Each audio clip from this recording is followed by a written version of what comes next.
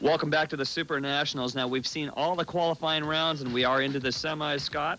The AA Pro Semis. These are the big buck BMXers, and up on the line, a current world champion in the cruiser class who we've seen before, Eric the Daddy Roop. Turnell Henry, Greg Hill riding with the number 6 plate for Robinson Racing. Mike King, who I feel could be Rookie of the Year. Kevin Hull riding for the new Bracken's Bicycle Company.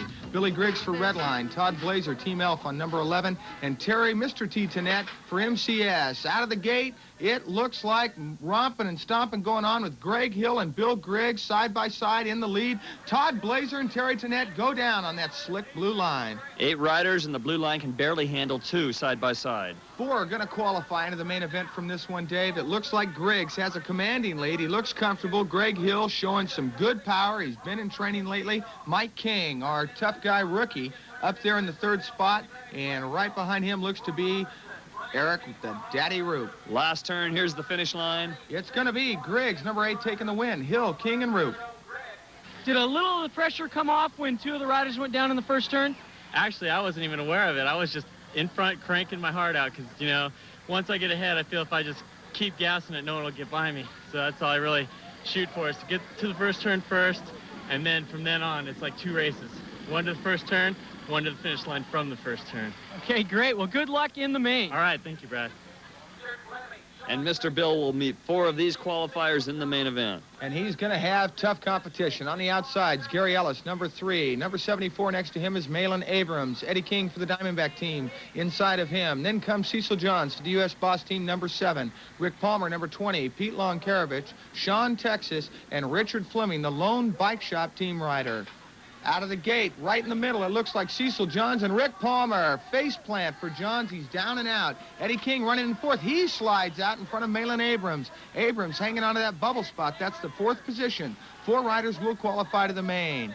These guys are out here. They're battling for the big bucks plus team points. Typically, the pro gets the most points on the team roster. It's real important for him to be the team leader because the rest of the amateurs are looking up to him for the leadership and the abilities and strategies out there on the track. Looks like our qualifiers are Texas, Ellis, Fleming, and Abrams. Earlier, Brad Fanshaw spoke with team managers. What exactly does a team manager do? Well, it's a combination of things. Taxi driver. To try to gather up all the kids when we're going to travel to a national race. You got to keep them happy. You got to make sure that they eat. I know exactly what they're going through. Travel agent, babysitter, just everything to take care of the kids while we're on tour or at a race. Well, it sounds like there's a lot of hats to wear being a team manager.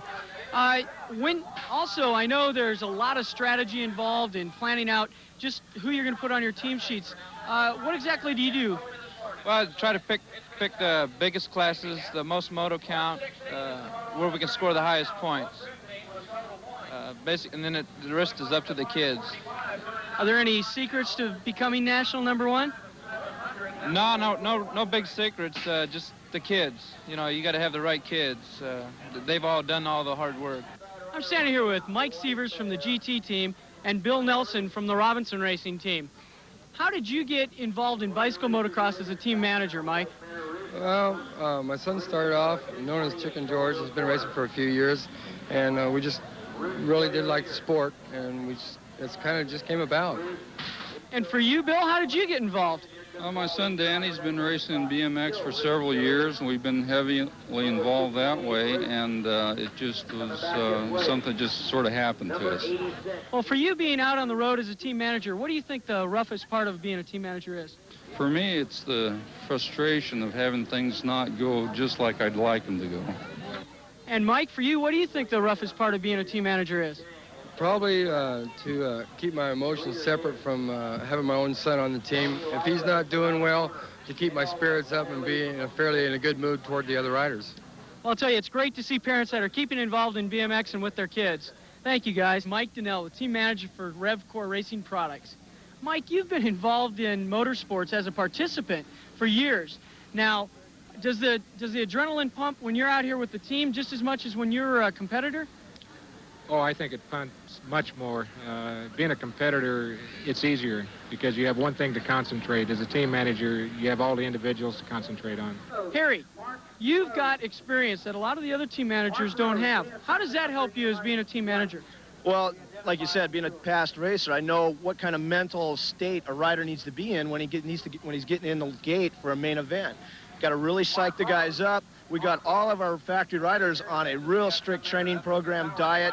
Every morning they get up and they have a list on their wall, and they follow this list, and they have these certain things they do every day. And I think that is helping the Diamondback factory racing team more than anything right now. And in the ABA factory team standings, out of over 60 teams competing this year, it's Free Agent in the lead with US Boss, GT BMX, and RevCore. There's also Bike Shop team standings. Over 200 have competed this year for the #1 plate. That's Color Control in the lead, Pedal Power second, Bicycle Center third. There are cash awards every weekend, over $2,000 to the top factory and shop teams. We'll be back with the ABA Super Nationals right after this. On ESPN.